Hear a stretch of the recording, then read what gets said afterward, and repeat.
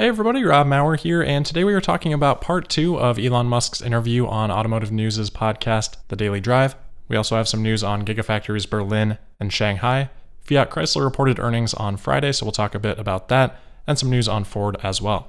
First off though, I want to start off with SpaceX because over the weekend they completed their Crew Demo 2 mission with the successful splashdown of the Dragon capsule and astronauts Bob Behnken and Doug Hurley after they had spent the last 60 days or so at the International Space Station. As a reminder, this is the first time in history that a crewed orbital spaceflight has ever been flown by a private company, and the first from American soil since 2011. So huge congratulations to NASA and SpaceX and everybody involved in that mission. The next crewed launch, Crew 1, is expected to happen in late September. Shifting over to Tesla, I want to start off with part 2 of Elon Musk's interview with Automotive News. As a reminder, part 1 was on Friday, we covered that, and then part 3 is tomorrow on Tuesday. We won't spend quite as much time on part 2 as we did for part 1. I didn't think there was as much new information here, but as always would recommend listening to the full interview. This portion started off by talking about why Texas was chosen for Tesla's next factory in the United States.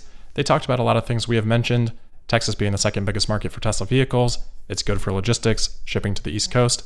But Elon said what it really came down to in the end was that for the people that would be building the Austin factory, they viewed Austin as their quote-unquote top pick for where they would want to be if they were outside of California.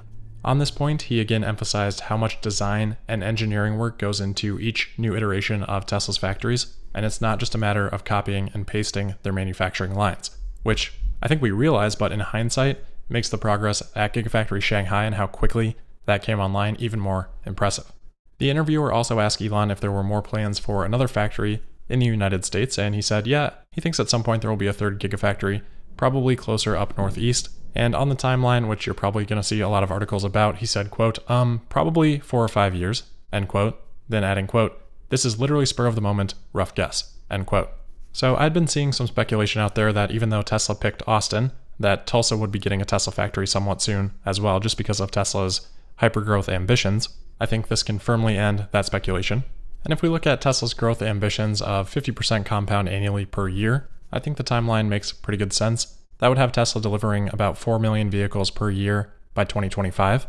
And if we just roughly assume that by that point in time, Berlin, Shanghai, and Austin are each producing about 1 million per year, and Fremont maybe a bit above 500,000 per year, then Tesla's going to need at least another factory coming online, and probably more, because at that point, if you aspire to keep growing at 50% per year, you need to start bringing on capacity for at least an additional couple million units each year.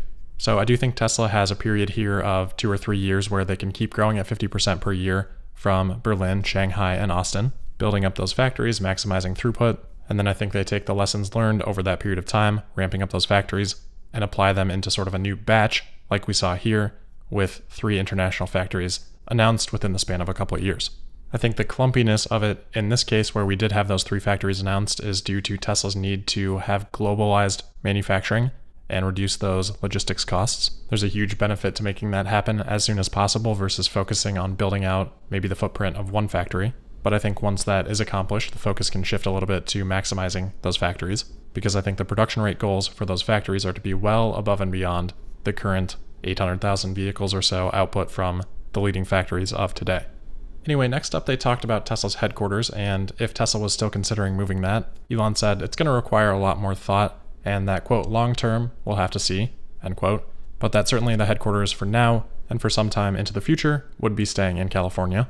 On the subject of California, they also talked about paint, Tesla's paint quality, and whether or not that was influenced by sort of the stricter emissions requirements in California for painting.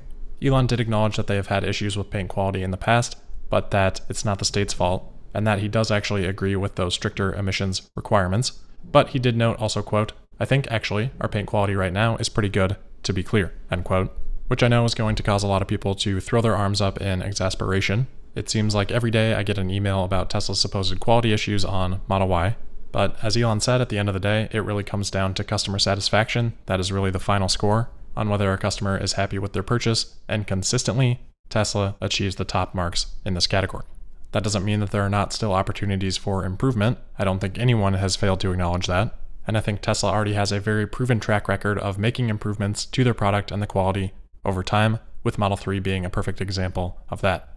As far as Model Y goes, people are putting way too much emphasis on YouTube reports or other media coverage of these supposed issues with the Model Y, and that's for a number of reasons. Number one, we all know that negative headlines drive more attention. If somebody has a good enough Model Y delivery, no one is going to report on that. Maybe they had one piece of trim misaligned, and maybe the service center popped that into place. Maybe the rear hatch was misaligned with a 1 millimeter larger panel gap on one side than on the other side. A YouTuber doing a thorough review and trying to find areas to nitpick so they can get more attention on their video is going to find something like that. A person that's taking delivery of a Model Y, one of these thousands of other people, isn't going to be going through their car that closely. And I know people will say, Rob, that's not the point. MKBHD has a lot of influence over other people, and maybe they'll make a buying decision differently because of these trim misalignments or whatever. Or Rob, it's not just YouTubers that are getting these issues. It's plenty of people on Reddit that have had to refuse delivery because of egregious errors. Well, the first thing I would say to that, Tesla's not hurting for demand. Elon has made that abundantly clear. Maybe the more important question to ask, rather than is Tesla quality okay, is why is Tesla not having demand issues in the middle of a pandemic when other automakers' sales are down 20, 30, 40%? Seems like Tesla quality might be okay after all, especially considering the fact that Tesla's not even advertising.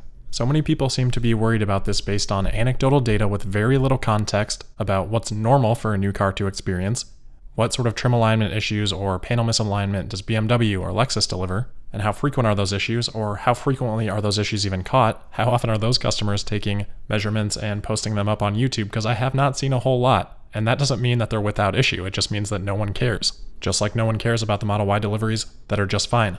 I went out to the new service center in Milwaukee, there were 3 Model Ys there, I looked them over, there were no issues. Did I measure the panel gaps? No, but I looked at them, and they looked fine, everything looked fine, the paint was fine. I didn't make a video about it because no one would care. Well, maybe some of you would care, but reminder, we are in the niche that cares most closely and follows Tesla most closely, looks at everything in the most detail-oriented way possible, which is worth remembering that that is not the norm. Anyway, I didn't mean to go on that huge rant. I do feel sorry for those of you that have had issues. It does suck if you're in that situation, but Tesla will get it fixed. It takes time with a new product. We saw this and even worse with the Model X. Didn't stop Tesla from getting where they are today. Model Y won't stop Tesla from getting where they are tomorrow. In fact, it will enable it. So those are my thoughts. I look forward to hearing how wrong I am on that in the comments. All right, last couple things here from the interview. They did talk a bit about the Cybertruck. Automotive News actually published an article specifically on the reservation count, saying that it was at least 200,000. Well, if you read that, they did actually take that away from a quote from this interview where Elon said that, quote, "Now, as it turns out, the reaction has been amazing. We've had several 100,000 people place orders for the truck. We've seen more excitement for the Cybertruck than any product we've ever unveiled," end quote. So 200,000 reservations, of course, would not be news at all because within the first week, Elon tweeted that they already had 250,000. So Tesla would obviously be well above that by now. From the reservation numbers, a lot of people have done some math on that, which I don't put a ton of weight in because Tesla can really assign those numbers however they want. They don't necessarily have to be sequential. There could be chunks missing, whatever. But based on that, there is speculation out there that Tesla has just passed 1 million reservations. But whether it's 250,000 or 1 million, it doesn't really matter. There's obviously massive demand for the Cybertruck that seems to outpace what it was for the Model 3. Though again, Cybertruck reservations were only $100 versus the Model 3 was $1,000. The interviewer asked Elon what sort of consumer research they had done before the Cybertruck, and he basically said nothing. They just knew it was a product that they wanted to make, so they made it. I think Elon has essentially said as much in the past, but I wanted to bring it up because it is reminiscent of one of my favorite quotes from Steve Jobs when he said, quote, "People don't know what they want until you show it to them. That's why I never rely on market research. Our task is to read things that are not yet on the page," end quote. Disruptive innovation rarely comes from asking a customer what they want, because that limits you to how good the customer's imagination is. Another interesting point here that may be a bit disappointing to EU listeners, though maybe this was already public knowledge, Elon says, quote, "We sort of made the executive decision to not make this a world truck," end quote, mentioning that because of classification issues, it may not be something they can sell in its current form in the EU, but that they are hoping to get some exceptions, and if not, they could potentially redesign as needed, but really this truck is meant for the North American market, which obviously makes sense considering some 99% of the Ford F-Series is sold in North America. Speaking a bit more about the design, Elon again emphasized the ruggedness of the vehicle, the fact that it wouldn't get paint scratches, things like that, the now infamous bulletproof glass, and Elon said basically it's going to be the best truck that you could have in the apocalypse, and then kind of chuckled saying, quote, "We wish to be the leaders in apocalypse technology," end quote. Which, while it was said mostly tongue-in-cheek, I think is pretty true. I mean, you look at the Cybertruck, it seems obvious. Then you can have your own little self-sustaining power system with solar and storage, and it really doesn't end up looking too bad as a post-apocalyptic product set. In terms of future vehicles, Elon said it would make sense to address all of the key functional areas saying that they would probably do some sort of van, whether that's a minivan or a utility van or some hybrid combination, and then a compact car. So pretty much reminiscent of what he said on the earnings call. Those were my main takeaways, but if you want to listen to the full interview, the link for that will be in the show notes. Next up today is some news on Giga Berlin. Of course, last week we talked a lot about the rapid progress at Berlin. We have some news on that today, again from Jörg Steinbach, the economy minister for Brandenburg, who, according to a German newspaper over the weekend, said, quote, "The goal at Tesla seems to be to beat the construction time for the Gigafactory 3 in Shanghai. According to my observation, this could very well succeed," end quote. Speaking of Shanghai, we have a report today from D. Kirk on Twitter, who, though is not an official source, has been helpful in posting some of the production and delivery reporting out of China. And he's reporting that Tesla's Shanghai production for July was 12,571 vehicles, up from a bit over 10,000 in June. If accurate, that's a bit over 2,800 per week, or about 147,000 annualized. If all of these monthly production reports have been accurate so far, this would be the second highest weekly production rate for Tesla. In May, they actually produced about 11,500 vehicles, but they were reportedly down from May 1st to May 8th, which, excluding those days, implied a production rate of 3,500 per week, but that seemed to really lead me astray in my forecast for Q2. It seems like something slowed that production rate down, maybe the introduction of the long-range variant, but it looks like things are now starting to progress again from June's 2,400 per week, again, according to that local reporting. Sticking with Tesla China Twitter, we have a report here from Ray for Tesla on Model 3 quality from Shanghai, which compares the complaint rate for the Model 3 versus 37 other domestic and foreign sedans. And this particular survey finds the Model 3 as the least complained by a significant margin, with 0.7 complaints per 10,000 vehicles, with second place at 4.2. That's all I'm really going to say about this, because without having the source material and not being able to read it, I don't really know how accurate of a survey this is. I don't know if there are any biases involved from the Tesla Model 3 being a new vehicle, just being in the first few months of production, and I don't know how they define complaints. As we talked about with the J.D. Power initial quality survey, sometimes these things don't always measure what they imply that they do. So without more of that information, personally, I'm not going to put a ton of weight in this, despite what I earlier said about quality. This is not a factor in that discussion to me. I will say though, remember when we did talk about the J.D. Power initial quality survey? Tesla ranked last in that. We talked about some of the reasons that might be, and I also noted that we should look forward to the release of the Appeal study, which here, as the name implies, does measure good things about the car. It stands for Automotive Performance, Execution, and Layout. And this study actually came out a couple weeks ago. We didn't have a chance to talk about it at the time due to Tesla's earnings report, but Tesla was the #1 brand in this Appeal survey for J.D. Power. Though the same caveats apply here as did to the initial quality survey, because Tesla doesn't let J.D. Power contact some of their owners in 15 states that allow for that exclusion. All right, next up here, I want to talk about Fiat Chrysler. They reported earnings on Friday, and they did actually talk about their regulatory credit situation. As we know, they have closely partnered with Tesla on that, but first let's take a look at the numbers. They really struggled in the quarter. Shipments were down 63%, so that would be their shipments to dealers. Their revenues were down about 15 billion euros, down 56% year over year. They had a net loss of 1 billion euros and negative free cash flow of 5 billion euros. A couple analysts did ask on the earnings call the regulatory credit situation, and Fiat Chrysler replied by saying for the first half of the year their payments were, quote, just under 400 million euros for credit purchases related to both North America and EMEA, and we expect a similar number in the second half, end quote. So of course we don't know that all of that went to Tesla, and we don't know what percentage of Tesla's regulatory credit sales had Fiat Chrysler as the buyer, but 400 million euros would be about 470 million US dollars based on today's exchange rate.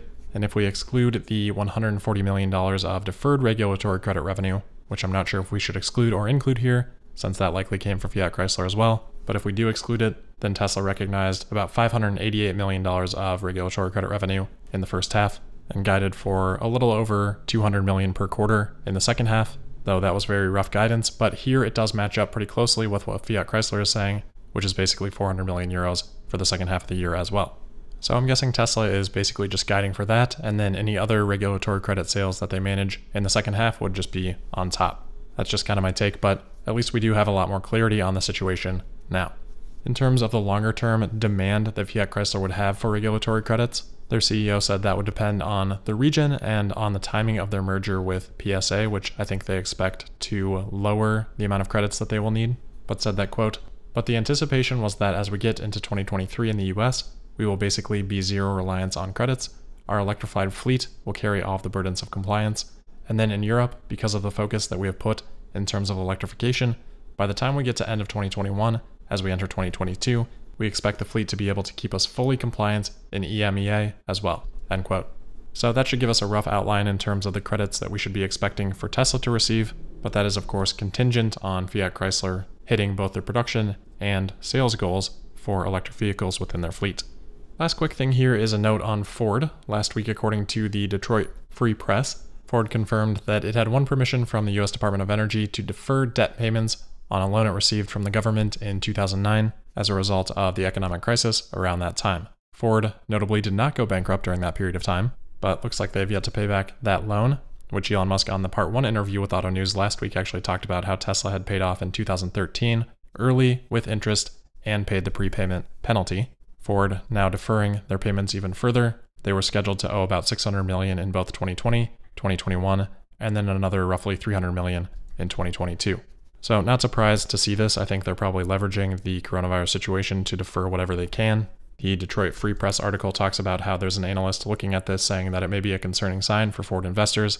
Personally, I think they would do this just regardless. I think there are plenty of other bad signs for Ford's business, but I don't read too much into this one in particular.